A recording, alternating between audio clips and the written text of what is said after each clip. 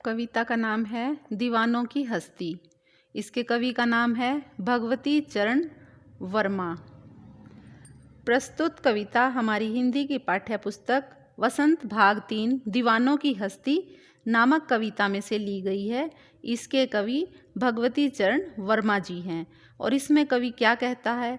इसमें कवि दीवानों को संबोधित करता हुआ कहता है। ये दीवाने किसको कहा गया है? इसमें इस कविता में दीवाने कहा गया है आज़ादी के दीवानों को, यानी जो आज़ादी के नेता होते हैं उन्हें कवि दीवाना कहता है। और क्या कहता है? हम दीवानों की क्या हस्ती है, आज यहाँ कल वहाँ चले, मस्ती का आलम साथ चला, हम धूल उड़ाते जहाँ चले। इसमें कवि कहता है कि हम तो दीवाने हैं, यानी हम तो हमेशा से ही देश पर मर मिटने के लिए तैयार रहते हैं। हम देश के दीवाने हैं। हमारी क्या हस्ती है? हस्ती का मतलब होता है औकात, अस्तित्व, मायने। हम तो दीवाने हैं, हमारी क्या हस्ती है। हम यहाँ आज हैं और कल कहीं और चले जाएंगे, यानी हमारा कोई भी ठिकाना नहीं है। मस्ती का आलम साथ चला, लेकिन ये बात तो तय है कि हम चाहे कहीं भी चले जाएं, वहाँ पर खुशी का माहौल ही हमारे साथ चलेगा। हम धूल उड़ाते जहाँ चले, यानी हम जहाँ भी जाते हैं वहाँ हमारे साथ खुशियाँ जाती हैं और हम कभी यहाँ और कभी वहाँ चले जाते हैं। हम एक ही जगह नहीं ठहरते। कहने का मतलब है कि देश पर मर मिटने वाले लोग दूसरों में भी उत्साह भर देते हैं, जोश भर देते हैं। अगला पहरा है, आए बनकर उल्लास अभी, आंसू बनकर बह चले। इसमें कवि कहता है कि दीवाने जहाँ भी जाते हैं अपने साथ खुशियाँ लेके जाते हैं, और अगर जब कहीं से वो थोड़े दिन रुकने के बाद जाने की बात करते हैं तो जहाँ रहते हैं उनके मन में, दूसरों की आंखों में, उनके मन में उनके लिए बहुत सारा आदर प्रेम होता है। जो आदर प्रेम उनकी आंखों में से आंसू बनकर बहने लगता है। मतलब जहाँ भी दीवाने जाते हैं वहाँ पे चारों तरफ खुशी का माहौल हो जाता है। जहाँ से वो वापस जाने की बात करते हैं वहाँ दुख का माहौल हो जाता है। सब कहते ही रह गए, अरे तुम कैसे आए और कहाँ चले।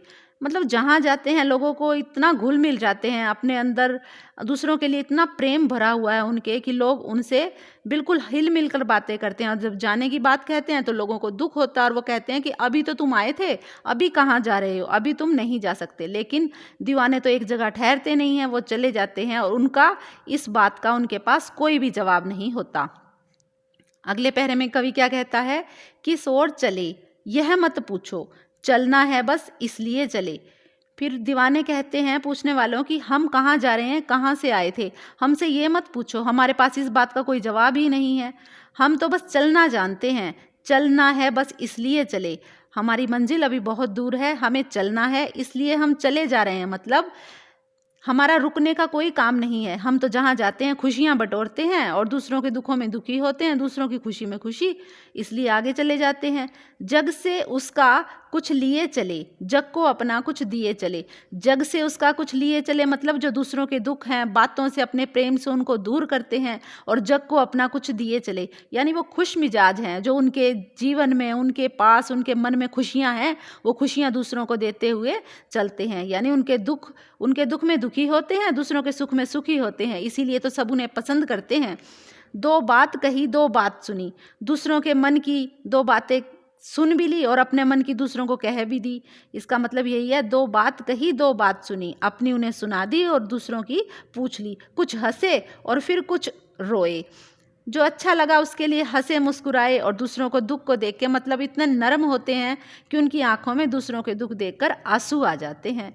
छक्कर सुख दुख के घूंटों को हम एक भाव से पिए चले। कहता है कि हमने तो अपने मन में दूसरों के दुखों को जगा दी है और अपने होठों पर दूसरों की खुशी को, इसीलिए हम दूसरों के साथ मिलकर चलते हैं। हमारे मन में तो एक ही भाव है, वो भाव है प्रेम का। अगला पहरा है, हम भिखमंगों की दुनिया में स्वच्छंद लुटाकर प्यार चले, हम एक निवासी सी उर पर, हम एक निशानी सी उर पर ले असफलता का भार चले। इसमें कवि क्या कहता है? इसमें कवि कहता है भिखमंगे। भिखमंगे मतलब भीख जो मांगते हैं लोग, उनको भिखमंगे कहा जाता है। स्वच्छंद, स्वच्छंद मतलब स्वतंत्र, जिसके ऊपर किसी तरह की कोई लगाम नहीं होती, जो अपने मन से चलते हैं। ठीक है। निशानी मतलब सबको पता है पहचान, और असफलता जिसमें सफल न हुए हों, मतलब जो चीज़ें वो कर ना पाए हों। कवि कहता है इसमें, हम भिखमंगों की दुनिया में, इसमें कवि को क्या लगता है कि ये जो दुनिया है ये सिर्फ मांगने वालों की है। दुनिया के लोग सिर्फ लेना जानते हैं, किसी को देना नहीं जानते। इसीलिए कहा है कवि ने इसमें, ये दुनिया तो केवल मांगना ही जानती है, यानी इस दुनिया में तो सभी लोग भिखमंगे ही हैं। स्वच्छंद लुटाकर प्यार चले। दुनिया में सिर्फ लेने वाले लोग हैं, देने वाले बहुत कम हैं। और जो ये दीवाने हैं, ये मौज मस्ती वाले दीवाने हैं, इस बात को अच्छी तरह से जानते हैं और जानते हैं कि सिर्फ देने के लिए प्रेम ही होता है और अपना प्यार सबके लिए समान भाव से सबके ऊपर लुटाते हैं और खुश रहते हैं। हम एक निशानी सी उर पर, इसमें फिर कवि कहता है कि बदले में उन्हें कुछ भी नहीं चाहिए, सिर्फ प्यार देते हैं और प्यार लेते हैं और अपने मार्ग पर आगे बढ़ जाते हैं। वो कहते हैं कि वे अपने जैसी दुनिया को नहीं बना पाए।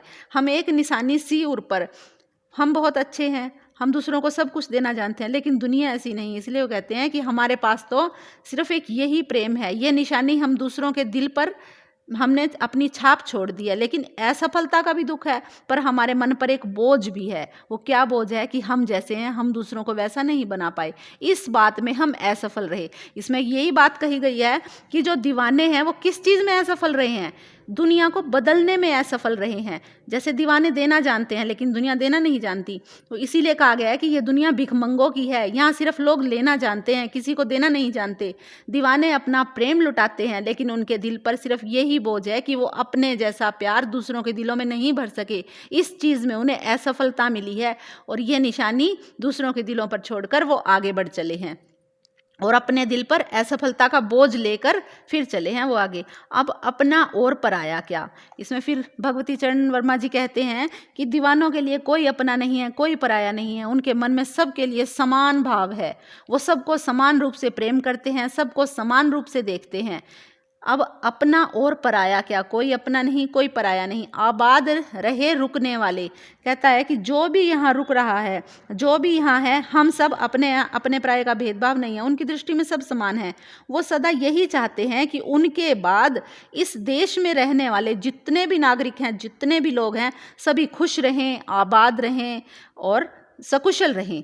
हम स्वयं बंधे थे और स्वयं हम अपने बंधन तोड़ चले। इसमें कवि ने कहा है कि जो दीवाने होते हैं वो अपनी इच्छा से ही किसी के बंधन में बंधते हैं, यानी उन्हें बांधने वाला इस दुनिया में कोई भी नहीं है। वो बंधते हैं तो सिर्फ प्रेम से बंधते हैं, खुद ही बंध जाते हैं और दूसरों के बंधन में कभी बंधते नहीं हैं। हम स्वयं बंधे थे और स्वयं हम अपने बंधन तोड़ चले। हम खुद ही बंधे थे और खुद ही अपने बंधनों को तोड़ देते हैं। कहने का भाव ये है, कवि का विचार ये है कि वे अपनी इच्छा से ही इस देश में रहने वाले लोगों से रिश्ते नाते तोड़कर स्वयं बलिदान की ओर चढ़ जाते हैं, बलिदान करते हैं। मतलब तोड़ चले, बंधन तोड़ चले, मतलब ये नहीं कि रिश्ता नाता तोड़ दिया। इसका मतलब है दीवानों ने, स्वतंत्रता सेनानियों ने जो देश को आज़ाद करवाने के लिए फांसी के तख्तों पे झूल गए थे ना, वो इस देश को प्रेम करते थे, स्वयं बंधन बांधे थे, लोगों के दिलों में अपने लिए जगह बनाई थी, बंधन भी तोड़ दिए। यानी उन देशवासियों को छोड़कर वो फांसी पर जब चढ़े थे, बलिदान दिया था, इस टाइप के बंधन वो तोड़कर चले गए हैं। इस कविता में कवि ने यही समझाया है। आई होप बेटा आपको अच्छे से समझ में आ गया होगा। अच्छे से समझ में आया तो मेरे चैनल को सब्सक्राइब करें और शेयर करें और अपने दोस्तों को भी शेयर करें।